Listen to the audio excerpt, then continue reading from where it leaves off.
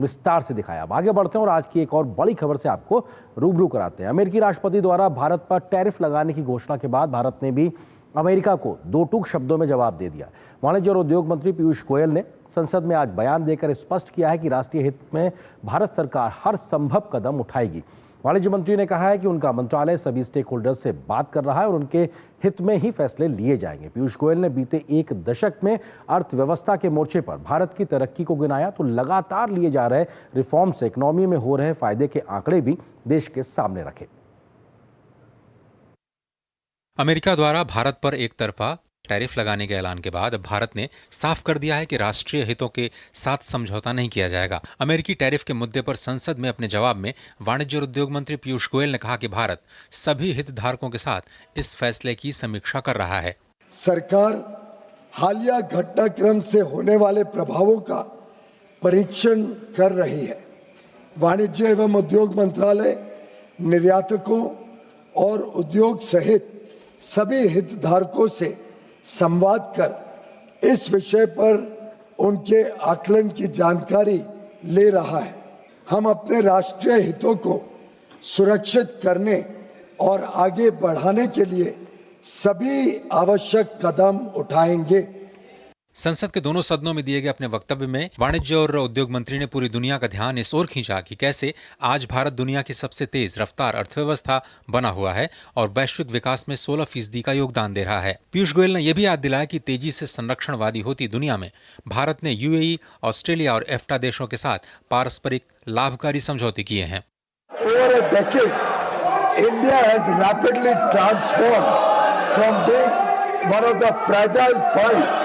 to the fastest growing major economy in the world.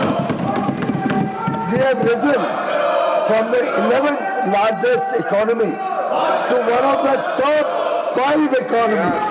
It is also widely expected that we will become the 3rd largest economy in a few years. सरकार ने अपना रुख साफ किया तो विपक्ष के तमाम सांसदों ने भी सरकार के सुर में सुर मिलाया और अमेरिका के फैसले को गलत बताया। We are not without options. I mean, I think we have to understand we want and value the relationship with America, but if America is completely unreasonable in their demands, we will have to go elsewhere. I mean, that is the strength of India. No, we are not a totally export-dependent economy like, say, China is. We have a good, strong domestic market also. हमारी आर्थिक स्थिति कहीं से भी कमजोर नहीं है, तो इसलिए हम आर्थिक रूप से कोई हमें कहे कि हमें खत्म कर देगा, उसकी गलत फहमी है। गौरतलब है कि भारत और अमेरिका के बीच द्विपक्षीय व्यापार समझौते पर भी वार्ता जारी है। जानकार मानते हैं कि अमेरिका द्वारा लगाए गए टैरिफ का भारत की अर्थव्यवस्था पर खास असर नहीं होने वाला और लंबी अवधि में भारत आत्मनिर्भरता की ओर ज्यादा मजबूती के साथ अपने कदम बढ़ाता नजर आएगा। ब्यूरो इनपुट्स के साथ अजय मिश्र, डीडी न्यूज, दिल्ली। और इस खबर पर अधिक बातचीत करने के लिए हमारे साथ में वरिष्ठ आर्थिक पत्रकार शुभमोय भट्टाचार्य जी जुड़ चुके हैं। शुभमोय जी, स्वागत है दूरदर्शन न्यूज़ पे हमारे साथ वक्त निकालने के लिए। सवाल यही, क्योंकि सरकार जब स्पष्ट कर रही है कि साहब राष्ट्रीय हित में सारे फैसले लिए जाएंगे, वक्त रहते लिए जाएंगे, तो कम से कम एक विश्वास बनता है कि भले ही कोई देश कोई फैसला ले, लेकिन हमारे राष्ट्रीय हित सुरक्षित रहने वाले हैं। बिल्कुल, और मैं सबसे पहले आपको ये चीज़ आपके माध्यम से दूरदर्शन को बताना चाहूँगा, दूरदर्शन के श्रोताओं को, कि भारत की अर्थव्यवस्था वाणिज्य एक्सपोर्ट इंपोर्ट पर ही निर्भरशील नहीं है।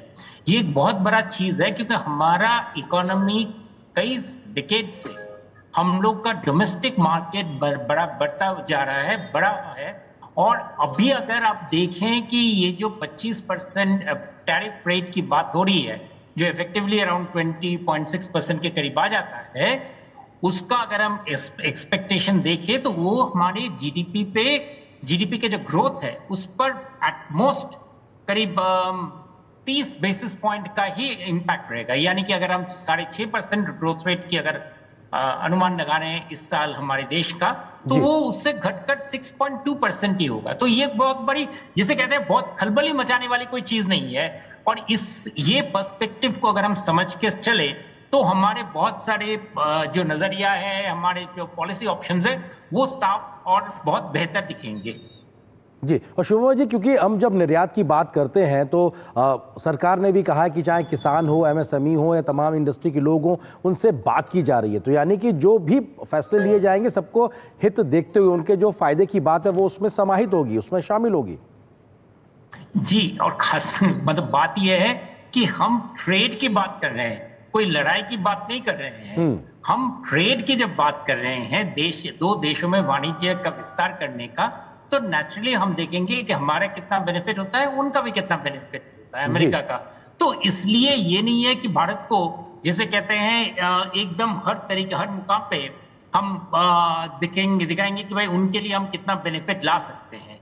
आपको जैसे आपने देखा होगा कि भारत और यूएसए का जो ट्रेड रिलेशनशिप है उसमें हमारा ट्रेड सरप्लस ही रहता है। यानी कि भारत का जो ट्रेड का जो पैकेज गुड्स का जो पूरा जो चीज हम लोग एक्सपोर्ट करते हैं, वो सारी चीजें हमारे लिए बेनिफिशियल, हमारे लिए हम बेहतर पोजीशन में है। और इस बेहतर पोजीशन से ही हम निर्यात के एफटीए का डिस्कशन कर रहे हैं। और इसमें एक्चुअली अमेरिका को ही प्रॉब्लम है कि ये ट्रेड सरप्लस को कैसे न्यूट्रलाइज किया जाए।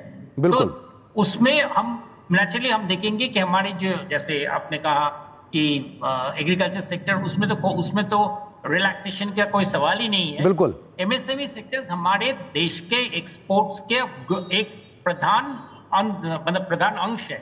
हमारे एक्सपोर्ट्स के करीब 40% एमएसएमई से आता है, इसलिए एमएसएमई को कोई बिल्कुल, आप जो बात कह रहे हैं बहुत महत्वपूर्ण है कि कोई खलबली मचने वाली स्थिति नहीं है और ऐसे में कम से कम बहुत चिंता करने की जरूरत नहीं है।